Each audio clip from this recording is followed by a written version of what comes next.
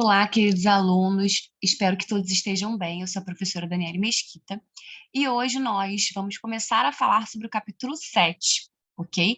E o capítulo 7 é sobre as vanguardas europeias. É um assunto muito importante, é um assunto que é cobrado em algumas provas, é um assunto muito recorrente no Enem, tá? Então vamos começar falando sobre o contexto histórico, porque a história faz parte, a história tem uma relação estreita com a literatura, ok? E as vanguardas europeias, nós não vamos falar sobre todas elas hoje, na aula de hoje, tá? Então, essa aula vai ser dividida, beleza? Na próxima semana, continuaremos falando sobre o mesmo assunto, tá bom? Então, vamos lá. Como vocês sabem, nós estamos estudando as escolas literárias, né, os estilos de época, e nós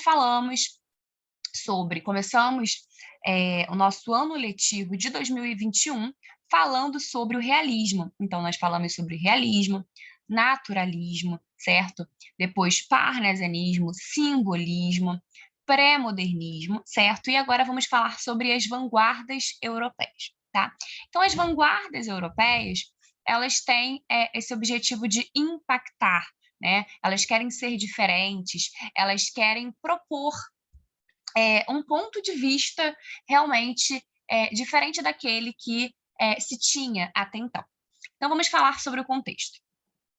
Houve na Europa, no início do século XX, uma série de movimentos artísticos, né? Então, por isso é uma série, não é um movimento só, tá? Preocupados em reinterpretar a realidade, conturbada, num clima de incerteza e insegurança. Então, para isso, tais movimentos causaram uma ruptura, né, total. Então, as vanguardas, elas são muito cobradas, elas são muito importantes por isso, né? Elas chocam. Então, elas causaram uma ruptura total com o que havia de tradicional na arte, né? Que foi a maneira como eu comecei a nossa aula de hoje, né? Então, fazendo essa linha do tempo, e aí as vanguardas europeias chegaram com esse objetivo de reinterpretar, de quebrar, de mudar o ponto de vista. Novas linguagens artísticas foram criadas, novas visões de mundo acabaram sendo reveladas. A arte nunca mais seria a mesma. O tempo da liberdade artística total havia chegado. Então, essa palavra liberdade é muito importante aqui. A esses movimentos de ruptura, de quebra, né, chamamos vanguardas. Então, vamos entender o conceito, né, o que significa vanguarda. Então, a nomeação vanguarda provém da língua francesa. É a união de duas palavras. Não vou pronunciar as palavras porque não sei francês. Mas, então, é a união de duas palavras. Então, temos aí à frente, adiantado, antes e depois guarda, né? Então, é aquilo que está à frente do seu tempo. O que temos, então, é o termo uma guarda avançada no campo das artes, que foi adaptada para a língua portuguesa. Então, uma guarda avançada, né? O período em que se desenvolveram as vanguardas europeias foi muito conturbado. Temos em 1914 a Primeira Guerra Mundial, né? Começa em 14 e vai até 18. Em 1917 ocorreram, a partir da iniciativa de uma vanguarda social, a conquista do poder e o estabelecimento da primeira nação, e o estabelecimento da primeira nação soviética do mundo por meio da Revolução Russa, comandada por Lenin. Estava em fase terminal o chamado ciclo burguês, representado pelo fim da Belle Époque. Então, a Europa passava por uma verdadeira crise de valores, ou seja, muitas coisas estavam mudando naquele momento, né? Inclusive o pensamento sobre a arte, né? Que é justamente o que é discutido aqui nas vanguardas europeias. Então, a Europa passava por uma verdadeira crise de valores em que a filosofia, a religião e a moral não tinham mais a capacidade de explicar o que estava acontecendo. O velho mundo deixava de ser o modelo de civilização do Ocidente. Nem a euforia pelos avanços técnicos científicos, e essa tecnologia vai aparecer aqui, né, na vanguarda. Então, nem a euforia pelos avanços técnicos científicos era mais suficiente para amenizar o desespero no qual se encontrava a sociedade da época. Então, havia uma euforia, né, pelo avanço da tecnologia, entretanto, esse desespero, esse pavor, né, por conta desse cenário, acabava se sobressaindo. Então, ou seja, o panorama, o ponto de vista aqui, esses acontecimentos tinham uma conotação muito negativa. Então, nesse contexto dramático, surgiram artistas que buscavam interpretar a realidade com outro olhar, porque é isso que a arte faz, né, gente? A história tem um ponto de vista, a literatura tem outro ponto de vista, né? O ponto da recriação, o ponto da poeticidade, né? Então, nesse contexto dramático, surgiram artistas que buscavam interpretar a realidade com outro olhar. E o resultado disso foi outra visão de mundo. Visavam a destruição de tudo aquilo que representasse o passado. Foi assim o surgimento das vanguardas artísticas desveladoras do caos em que se encontrava o continente europeu. Então, as vanguardas europeias, elas são conhecidas também, a palavra ruptura é muito importante, a palavra liberdade é muito importante, mas, de certa maneira, essas vanguardas, elas representam também um certo exagero, né, nessa maneira de interpretar a realidade. Isso é muito subjetivo, né, mas muitos críticos ainda enxergam alguns pontos específicos, né, como um certo exagero. Então, vamos lá. As vanguardas. E aí nós vamos começar falando aqui sobre o futurismo. Então, percebam bem. Olha só o que está escrito aqui. Visavam a destruição de tudo aquilo que representasse o passado. Vamos começar falando sobre uma vanguarda que se intitula futurismo, né? Então, tem toda uma coerência aqui. Passado, opa, vamos destruir. Vamos olhar para o futuro. Vamos pensar no que vem à frente, né? Então, beleza. As vanguardas. Mais do que a simples tendência, a vanguarda representa a mudança de crenças experimentadas no pensamento e na arte do mundo ocidental, desde o início deste século XX. Toda vanguarda sempre se caracteriza pela sua agressividade, manifestada no antilogismo, no culto a valores estranhos, no culto a valores estranhos, os poderes mágicos, a beleza da anarquia, o instantaneísmo, o dinamismo, a imaginação sem fio. Então, nas primeiras décadas do século XX, vieram à tona as vanguardas da Europa, todas com seus manifestos e ideologias acerca da arte e da sociedade. Como eram diversas, destacaremos aquelas que exerceram maior influência na arte ocidental e, mais especificamente, que exerceram uma influência na literatura brasileira. Algumas tiveram maior influência que outras, porém todas, de alguma forma, contribuíram para a constituição do modernismo no Brasil e da arte modernista no mundo ocidental. Então, nós estudaremos quais vanguardas? O futurismo, o expressionismo, o dadaísmo, o cubismo e o surrealismo. Então, vamos começar aqui falando sobre o futurismo. Então, o futurismo, só um momento. O Manifesto Futurista, que é muito famoso, foi publicado em 1909 no jornal Le Figaro. Tem como líder o italiano Marinetti, 1876-1944, que deu início ao movimento futurista. Então, esse movimento é muito, muito famoso. Então, gente, olha só. O futurismo influenciou todas as demais vanguardas e foi o principal estímulo artístico e intelectual dos jovens renovadores de São Paulo. Quais são as características do futurismo? Então, olha só, o futurismo ele vai priorizar muito a velocidade, ele vai priorizar muito aquilo que, de alguma maneira, te coloca à frente, aquilo que te coloca no futuro, por isso esse nome, né? Então, olha só, temos aqui culto à máquina, à velocidade e à guerra. Então, o culto à máquina e à velocidade significa o desejo de ruptura com o passado, né? Então, vamos sair desse passado, vamos esquecer esse passado com velocidade, rapidamente. A guerra era vista pelos futuristas como uma forma de... Aí, né, que eu falei. Algumas coisas realmente são exageradas. Então, a guerra era vista pelos futuristas como uma forma de higiene do mundo. Leia um trecho do Manifesto Futurista. Nós queremos glorificar a guerra, única higiene do mundo, o militarismo, o patriotismo, o gesto destrutor do anarquismo, as belas ideias que matam. Então, a guerra, né, algumas pessoas iriam morrer, né, lógico, e dessa forma nós teríamos ali uma higiene naquele mundo. né? Ou seja, algo bastante, no mínimo, muito esquisito, né, gente? Muito surreal, né? Inclusive, o surrealismo é uma outra vanguarda europeia. Então, vamos lá. A realidade em pleno movimento.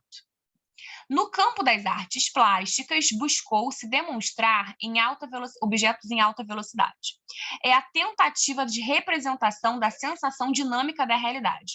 A imagem de um cavalo a galopar, por exemplo, não teria 4 patas, e sim 20, devido à movimentação. Então, se você tem a imagem de um cavalo, né, que não tem 4 patas, mas tem 20, o que essa imagem, né, qual que é a mensagem dessa imagem? Velocidade, né? Esse cavalo está indo muito rápido. Então, por exemplo, tem um quadro de uma fumaça, tem uma fumaça nesse quadro, né? E aí esse quadro, essa imagem faz parte do futurismo. Ou seja, essa fumaça está representando esse carro. Por que esse carro não está ali? Porque como a ideia de futurismo, a ideia de velocidade, esse quadro está representando o quê? Esse carro já passou. Ali só restou a fumaça. Então, a gente tem essa ideia de velocidade, rapidez, tá? Então, continuando. Então, movimentação é muito importante. Palavras em liberdade e analogia. Analogia é comparação, né? Então, no futurismo, revogam-se a pontuação, o adjetivo, a sintaxe, o verbo conjugado e o psicologismo, símbolos de lentidão. Então, percebam, o que se busca? Rapidez, né? Símbolos de lentidão, de meditação, logo, opostos ao ideal de velocidade que é tão pregado aqui. A percepção da obra de arte deve se dar pela analogia das palavras, né, pela comparação, possibilitando assim maior dinamismo na observação e interpretação da obra. Então, leia um trecho de Manifesto Técnico do Futurismo. Então, olha só, a ideia é velocidade. Né? Já que a ideia é rapidez, velocidade, né, time, como é que é, gente, aquela frase? Tempo é dinheiro, né? Time is money. Então, temos aqui. Então, tem que ser rápido porque tempo é dinheiro. É preciso destruir a sintaxe, dispondo os substantivos ao acaso, como nascem. Deve-se abolir o adjetivo. Então, para de ficar caracterizando as palavras. Coloca a palavra, porque o que importa ali é a ideia. A palavra, rápido, tem que ser rápido, tá? Deve-se abolir o adjetivo para que o substantivo desnudo conserve a sua cor essencial. Então, o substantivo fica ali sozinho, porque o substantivo, né, é um nome. O substantivo é que está nomeando alguma coisa. O adjetivo, ele está ali para caracterizar, mas como tem que ser rápido, vamos deixar o adjetivo de lado. Assim como a velocidade aérea multiplicou o nosso conhecimento do mundo, a percepção por analogia torna-se sempre mais natural para o homem. Abolir também a pontuação. Então, por exemplo, isso aqui me faz lembrar rapidamente da escola literária romantismo, não só, né, mas principalmente. Então, temos lá um verso que é assim, é ela, e vários pontos de exclamação. Né? Então, para que serve esse ponto de exclamação? Para marcar ali, para realçar, é ela. Eu estou olhando para ela, estou pensando nela, estou apontando para ela, não é nenhuma outra. Então, a gente tem ali uma ideia de realce, né, para realçar aquela ideia. Mas não, ó, vamos abolir a pontuação. Se diz que é ela e continua. Dá outra informação, não precisa, né, aqui no futurismo. Então, abolir também a pontuação. Estando supressos os adjetivos, os advérbios e as conjunções, a pontuação estará naturalmente anulada na continuidade vária de um estilo vivo. Quanto mais as imagens contenham ligações vastas, tanto mais tempo elas conservarão a sua força de estupefação. Resumindo, a gente tem que tirar, a gente tem que abolir tudo aquilo que faz com que essa velocidade seja reduzida. A gente quer ganhar velocidade, inclusive por meio das palavras, né? Então, beleza.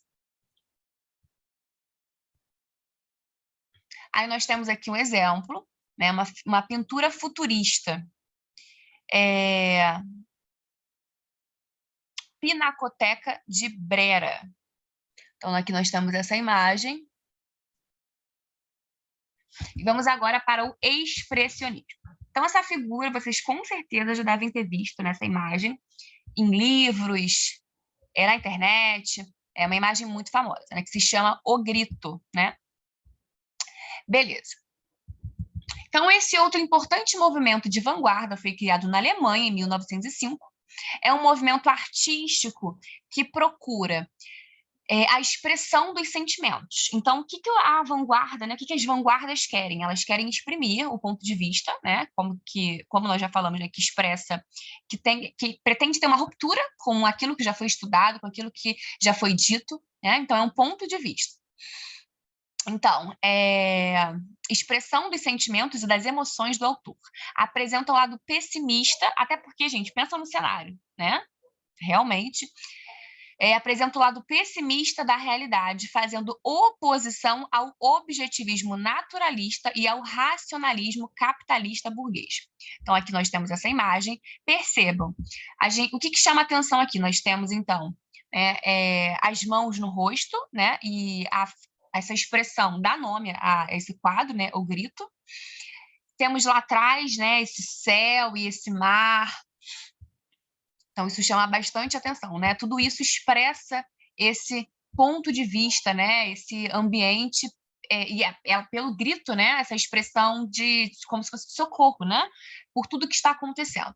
Então, a obra representa uma figura andrógina, retratando um momento de profunda angústia e de desespero existencial. A arte expressionista é marcada por um ar trágico. Os poetas tematizam a morte é muito...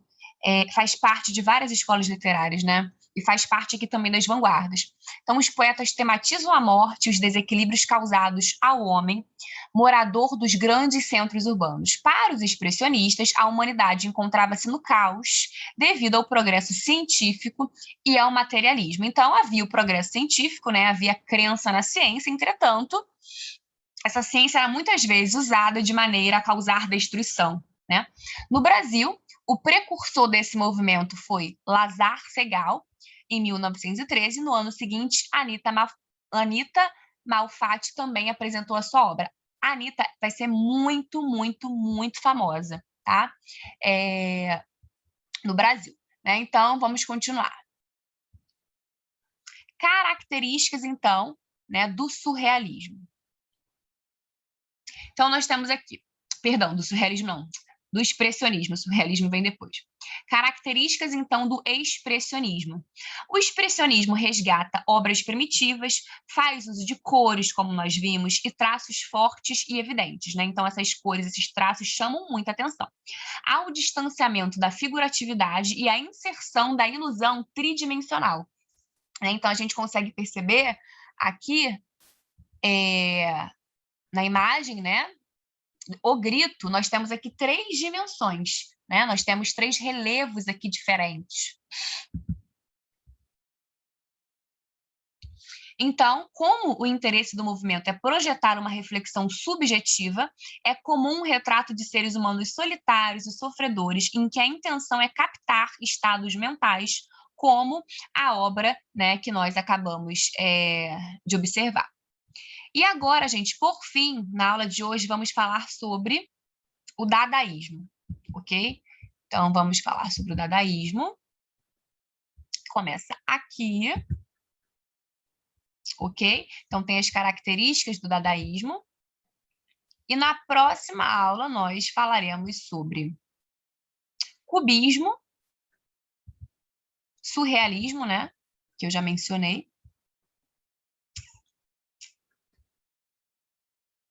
E aí, nós acabamos por aqui, tá? Então, vamos lá.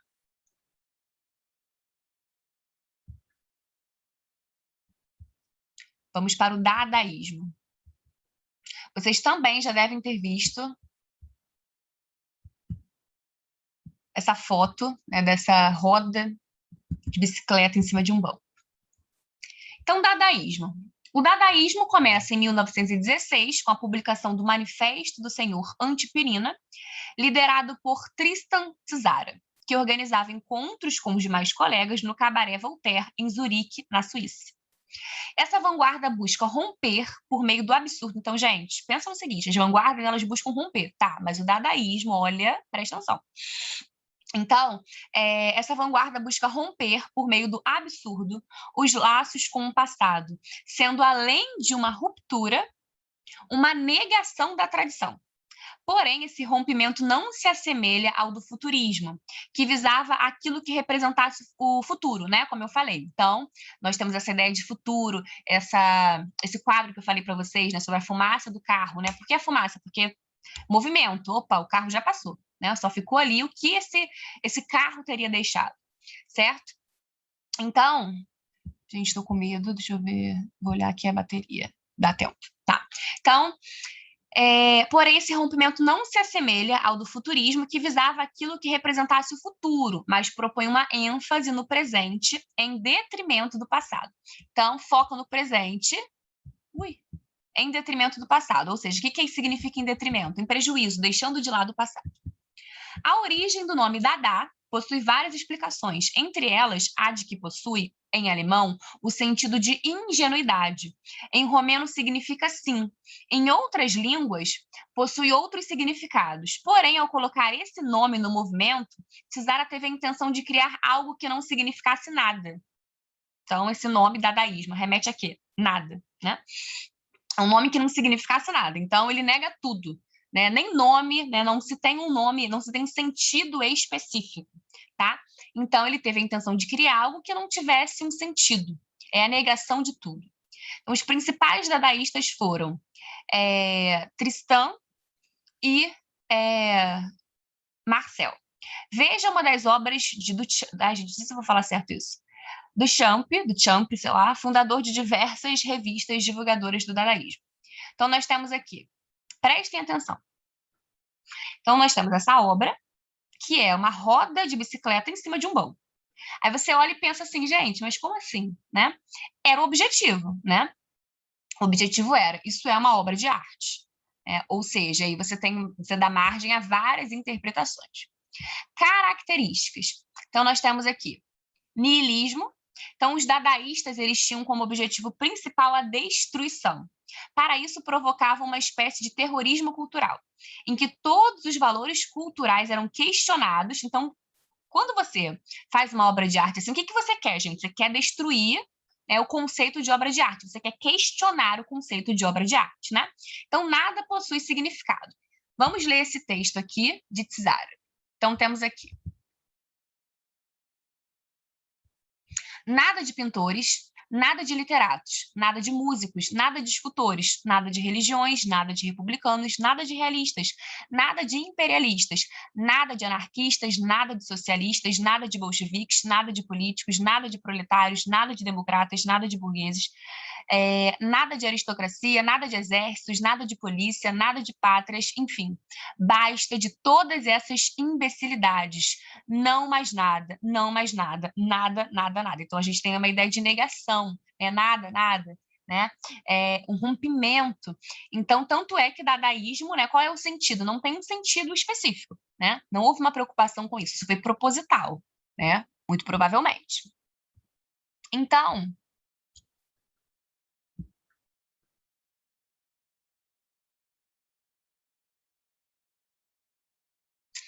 temos aqui outra característica, oposição a qualquer tipo de equilíbrio. Então, olha só. Temos no dadaísmo a constante improvisação, a desordem. São aplicados neologismos, palavras novas, né, criação de palavras, sem significado algum, desprezando-se assim a participação consciente do leitor ou espectador da obra. Veja a receita para fazer um poema dadaísta. Esse poema é muito importante, muito importante. Olha só, pegue o jornal. Então, aqui é receita para fazer um poema dadaísta. Pegue o jornal, pegue a tesoura. Escolha no jornal um artigo do tamanho que você deseja dar a seu poema. Recorte o artigo. Recorte em seguida, com atenção, algumas palavras que formam esse artigo e meta-as num saco. Agite, olha isso, agite suavemente. Lembra o quê? A ideia de um sorteio, né? Uma palavra aleatória. Tire em seguida cada pedaço, um após o outro. Copie conscienciosamente na ordem que elas são tiradas do saco, ou seja, a palavra que é aleatória. O poema se parecerá com você. E ei-lo um escritor infinitamente original e de uma sensibilidade graciosa, ainda que incompreendido do público. Gente, maravilhoso. Ou seja, Já que aqui a gente tem essa comparação, né, essa maneira de ele está ensinando a fazer esse poema dadaísta, né, que é um poema o quê? Aleatório, né? Não importa. Por exemplo, se você vai recortar, vai colocar essas palavras dentro de um saco, você vai agitar esse saco. Em seguida, você vai tirar cada pedaço um após o outro. E a partir dessa ordem, você vai copiar, né? Você vai colocar na ordem exata em que elas apareceram. Então, você vai ter ali uma estrutura que não foi planejada, né? Não foi tão planejada, né? O poema vai se parecer com você. E ele, um escritor original. Então, olha, você é original. Tá puxando aqui, né, pro lado dele. Ele é original. E ele tem uma sensibilidade, mesmo que as pessoas não te entendam, mesmo que eles não tivessem sido compreendidos, certo? Então, aqui trabalhando com essa ideia do sentido, né? Romper com esse sentido, romper com essa tradição. Quando a gente passa, né, quando a gente analisa, então, essa obra de arte aqui da roda de bicicleta em cima de um banco, né, esse poema faz mais sentido ainda, beleza? Então, queridos, na próxima aula, cubismo, ok, características e depois surrealismo. E, além disso, faremos também alguns exercícios do nosso capítulo, beleza? Então, é sempre um prazer estar com vocês. Muito obrigada por estarem por aqui e até a nossa próxima aula.